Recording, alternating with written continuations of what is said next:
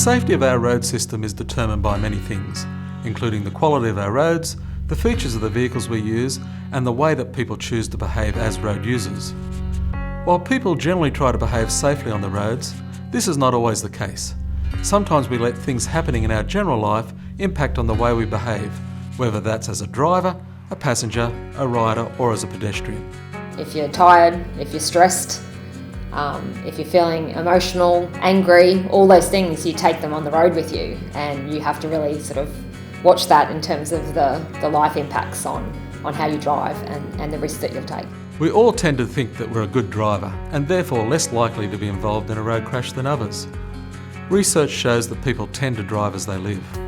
Those who take risks or get angry in their general life are more likely to do so on the road. Those who use their phones a lot in their general life are also more likely to do so on the road. These types of behaviours increase the chances of someone being involved in a road crash. It's important to try and separate your day-to-day life from the way you behave on the road. You can't afford to let your behaviour on the road be determined by what's going on in the rest of your life. Smartphone wasn't really developed to be used in the car. It can easily distract even if it's sort of properly mounted on the windscreen above the center console. So while they're driving, they feel compelled to access Facebook or the sort of information that they always do. And while you're driving, that's very dangerous. Visual distraction is a problem because you are taking your eyes off the road while you're going at high speeds. So during that period of time, you're basically driving blind, and there's these sudden events that can occur during that time. A pedestrian stepping onto the road, a car coming out of an intersection. If you don't see it, you can't react to it, so your reaction time will be much slower.